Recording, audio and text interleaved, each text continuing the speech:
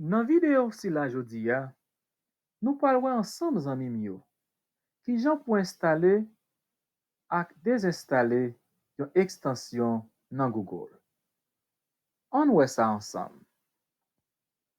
Video sa pou al gide yo etap pa etap sou koman pou installe epi dezinstalle ekstansyon nan Google.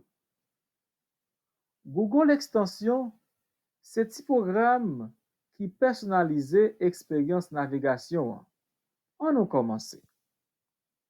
Pou installe yon ekstansyon a pati navigateur Google Chrome, louvri Chrome Web Store ki se chrome.google.com/webstore.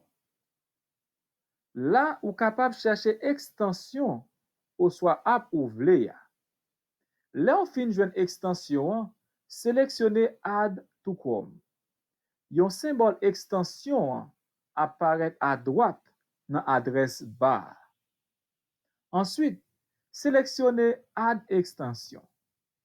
Pour utiliser extension, cliquez sur symbole là à droite là dans bas adresse là. Songez bien, si vous utilisez yon computer dans travail ou soit l'école ou, organisation capable bloquer quelques extensions.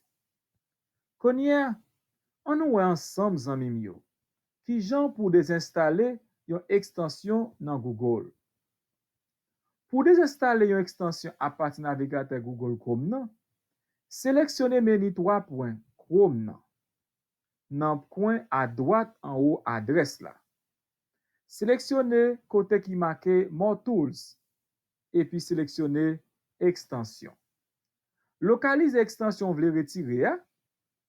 Konye a, sélectionnez bouton Remove et puis cliquez sur Remove encore.